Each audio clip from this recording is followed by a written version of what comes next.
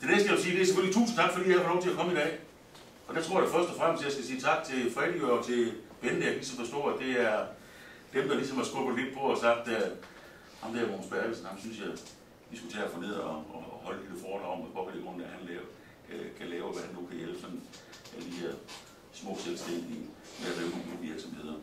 Og jeg kunne se, at den indbydelse, der nu kan sende ud, den hed noget med, hvad succes er for en størrelse, og hvad fiasko nu er for en størrelse. Og så er det også omkring, hvordan man nu skal fordoble sin omsætning inden for de næste 5 år. Ja, ikke også? Ja. Og det så handler meget om, det er i dag, det er, at der er nogle forudsætninger, hvor man nu skal fordoble sin omsætning inden for de næste 5 år. Og det er rigtig meget de forudsætninger, de helt basale ting, der skal til i en virksomhed, for at fordoble sin omsætning inden for 5 år. Det er ikke det vigtigste, hvad det handler om. Goodie. Nu skal I få en historie fra det virkelige liv. Den historie, den begyndte, da jeg var 13 år. Der tændte min far en ild i mig, og den har brændt lige siden. Det var så meget simpelt. Han fortæller, at han er øvet slagterimand.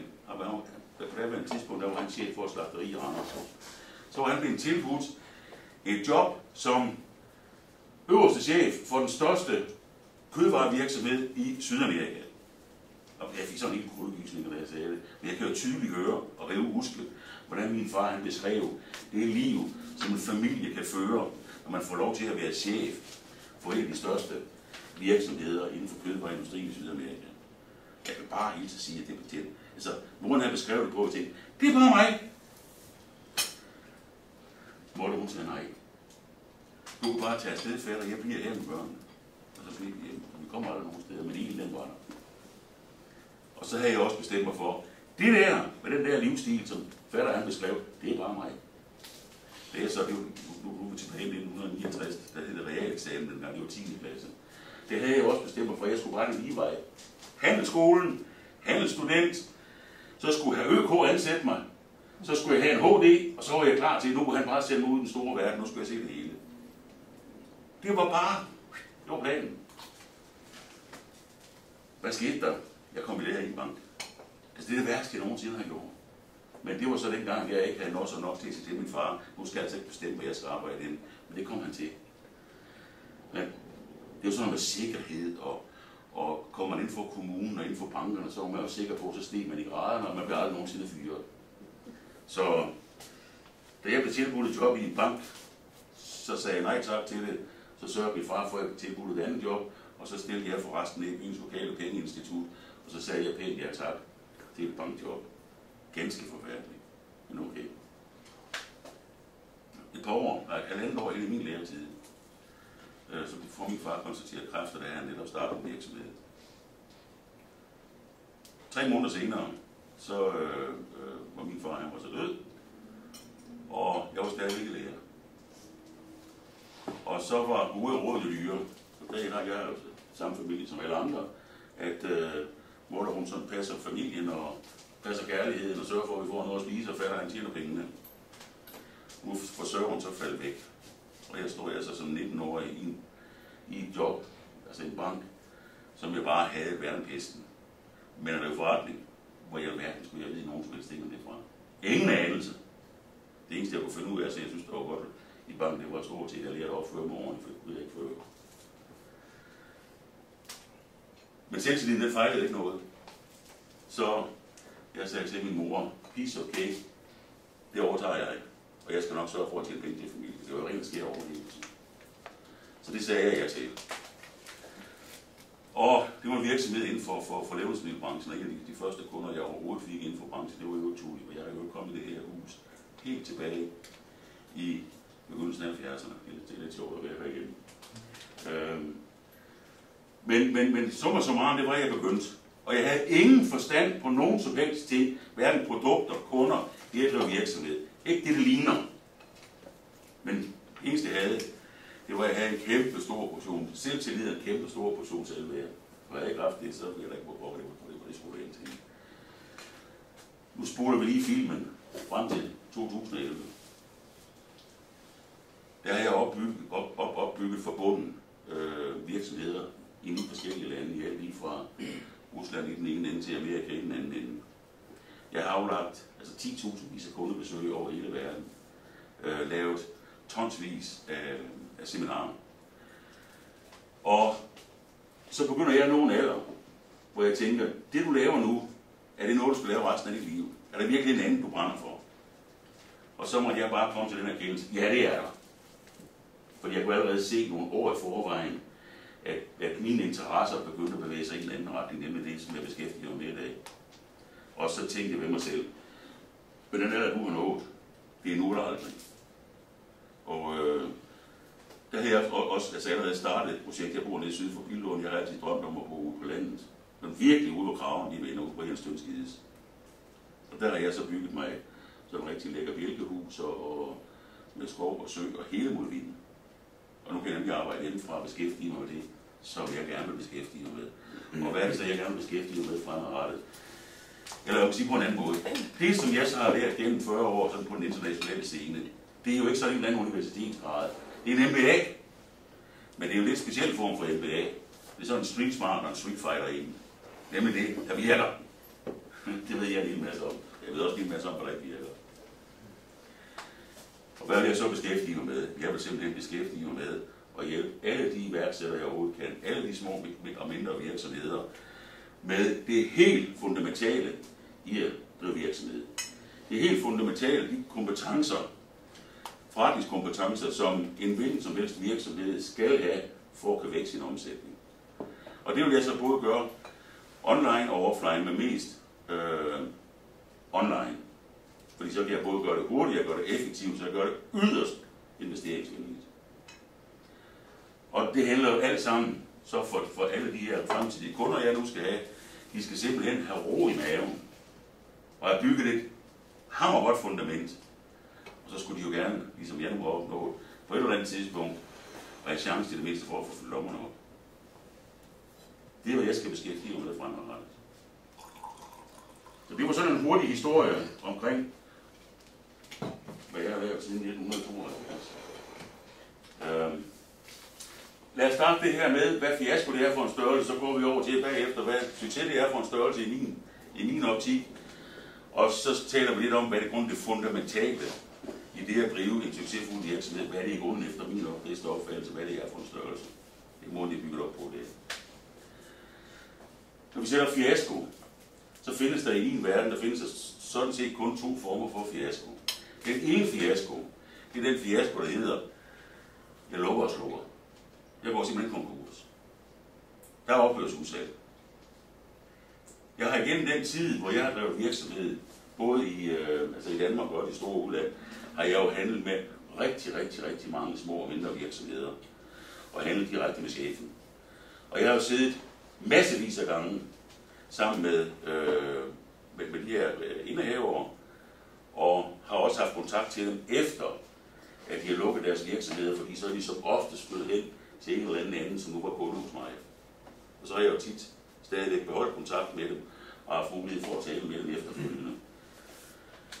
Og de fortæller stort set alle sammen det samme historie. Det, jeg skal lukke og slukke sin virksomhed, fiasko, det stinker simpelthen. Det er simpelthen et ganske forfærdeligt sted at være.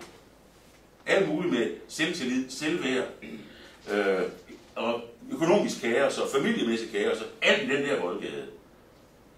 Og da jeg sad og tænkte på, hvad jeg nu skulle lave efterfølgende, og kan huske alle de her oplevelser, som jeg har haft med alle de her selvstændige, som har lukket og slukket, så har jeg tænkt, en af de ting, jeg tænkte, ja, altså kan jeg på mine, havde jeg sagt, gamle dage være med til, at der er så få som muligt, som lukker og slukker, så er det altså det, jeg skal beskæftige mig med. Men der er en anden ting, som jeg så betragter som fiasko, og det er et sted, hvor jeg selv har været op til flere gange. Og det er sådan lidt det, jeg kalder, skal vi kalde det, en virksomhedsdødszone, eller også min egen personlige dødszone, som også bliver til virksomhedsdødszone. Måden jeg måske bedst kan illustrere det ved, det er sådan et billede af, at det at drive virksomhed, kan man ligesom, skal vi sige, bestige bjerg. Og nu kunne vi jo så tage som eksempel, at vi skulle bestige Mount Everest. Mount Everest, den er noget med 8.848 meter. De sidste, cirka 1000 meter, der hedder det jo bjergbestigerkredse, at det er dødszonen. Det er der, hvor alting, det er totalt uforudsigeligt. Alt. Det er der, hvor det er, at man skal have iltmaske på. Forestil sig, at det bedste sted, det tager cirka et par måneder at bestige Mount Everest. Og det er bare opad. Men der er jo massevis af skridt undervejs, som skal ændres. Fordi det er så usikkert et klima, som er på Mount Everest. Lige så vel som det klima, som vi alle sammen som erhvervsfolk vi lever i i dag, det har aldrig nogensinde været mere usikkert, end det er i dag. Så når jeg så kommer op i den her dødszone, hvor det er, nu gør det ondt. Og der sad jeg for cirka 25 år siden. Jeg havde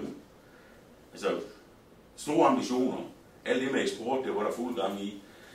Og jeg flyttede så fra en bygning, og han netop byggede en total ny, spændende ny fabrik et sted i Randers. Og jeg havde jo stadigvæk den der opfattelse, der havde været selvstændig i 15 år. Jeg kan bare det hele. Jeg har styr på det hele. Der er ikke nogen, der skal lære mig noget. Og der er ikke nogen, der kan nogen som helst ting, der går så godt, som jeg kan. Så jeg knoklede bare derudad, med selvfølgelig det resultat. Jeg har havnet med begge ben i det her dødszone, og jeg anede fandme ikke, hvordan jeg skulle komme ud af det igen. Den dødszone, jeg har ikke selv prøvet at skulle lukke og slukke. Men ud fra det, som andre har beskrevet for mig, hvad det vil sige, at jeg skal lukke og slukke, altså gå konkurs, hvad det medfører, så er det selvfølgelig en barsk oplevelse. Men jeg vil gerne hilse at sige, at den oplevelse, det hedder at havne i en virksomhedsdødszone, der hvor jeg selv har havnet, jeg ved ikke, det er værre, men det er et rigtig godt og grundigt sted at være. Det er virkelig rigtigt. Det er sådan en anden ting, hvor jeg tænkte mig selv, da jeg skulle til at melde gang med den nye virksomhed her. Alt, hvad jeg overhovedet kan gøre, for at en erhvervsdrivende, en lille virksomhedsejer, ikke havner i dødszone, som jeg gjorde i vækstfasen. Jeg vil gøre alt, hvad jeg overhovedet vil gøre for det. Og så sige, for en lille snak omkring, hvad det er grund, så der fører til fiasko. Der er ikke nogen tvivl i mit sind overhovedet, at den absolut væsentligste grund til, at en virksomhed den er succes, den står der. Kunder. Så den der væk. Og hvad er den væsentligste årsag til, at der er det modsatte, nemlig fiasko? Jamen det er det der. Det er, hvad det hele det handler om. Sådan helt ned på jorden. Succesfulde virksomheder, de skriver rigtig mange regninger. Dem, der ikke er succesfulde, de skriver ikke mange regninger. Det er dem, der betaler vores løn. Det skal man slet ikke være i tvivl om. Så er der en anden vej, som jeg har oplevet ved rigtig mange selvstændige. Og ikke bare selvstændige, men det også mennesker i al almindelighed. Men især på selvstændige, så jeg selv analyserer på det. Og det er, det kalder det mangel på ansvarlighed. Der er jo ingen, der er i tvivl om overhovedet, at vi er alle sammen ansvarlige i vores liv, og vi er 100% ansvarlige. Vi er 100% ansvarlige for, hvor vores virksomhed står hen, hvem vi er gift med, hvor vi bor hen, hvor mange penge vi har på konto, hvad bil vi kører i, hvad hus vi bor i, hvad selvværd vi har, altså hele baduljen. Det er vi selv ansvarlige for. Jeg tror ikke, der er nogen, der er i tvivl om, at sådan er den virkelige verden. Det er vi altså. Men der er en lille men ved det. Og det er der, hvor det er, jeg synes, jeg oplever manglerne. Det er nemlig, at der er to ting, som jeg har hørt rigtig, rigtig meget. Det er nemlig, den ene ting, det er undskyldninger. Og den anden ting, det er beskyldninger. Og lige så snart jeg har hørt en eller anden, som jeg har talt med, som starter med en sætning, der siger, jamen det er også fordi at,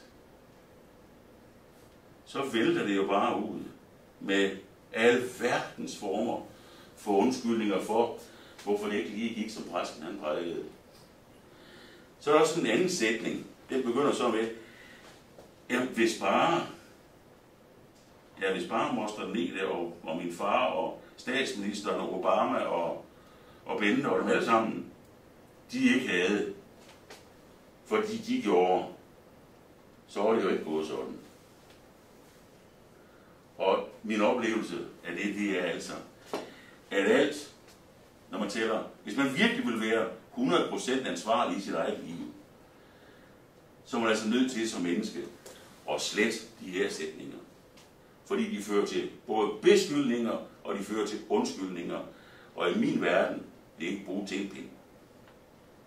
Så hvis ikke man for mig får slettet det, så er man ikke 100% ansvarlig. Så simpelt er det i mit liv. Og jeg har oplevet så mange, som går med både beskyldninger og undskyldninger for, hvorfor de ikke har fået succes. Så en af forudsætningerne, det er 100% ansvarlighed. Så er der en anden størrelse, som hedder frygt. Der findes jo sindssygt mange frygtformer. Den oplevelse, jeg har af frygtformerne, som vi decideret taler altså inden for erhvervslivet, det er de to største, som jeg oplever. Det er frygten for afvisning, og så er det frygten for fiasko.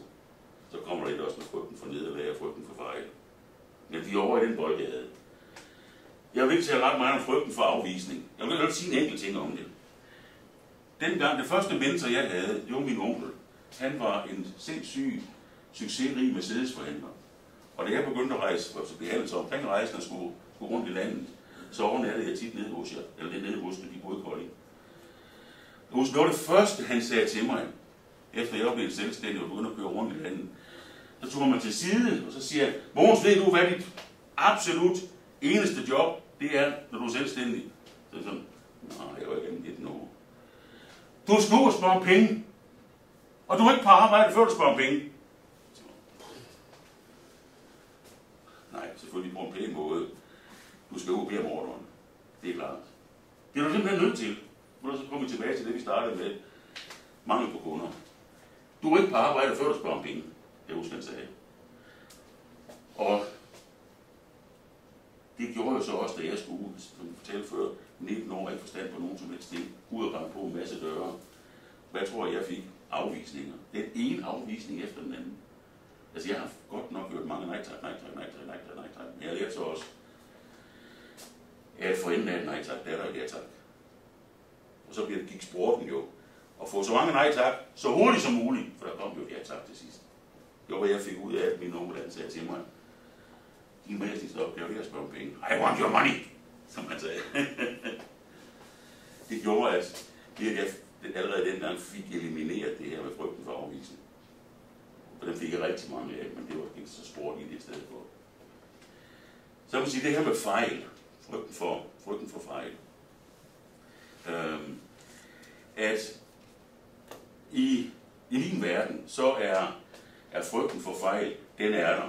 Men så når vi virkelig piller tingene fra hinanden, frygten for fejl, er det ikke bare sådan en helt naturlig del af livet. Det er der bare. Og min holdning til det i dag, det er, acceptere det, sig, jeg tog fejl, og kom videre. Punktum. Jeg vil sige, jeg kan huske, at jeg læste en historie om, jeg tror det var dengang Edison, han skulle opfinde den her glødebære.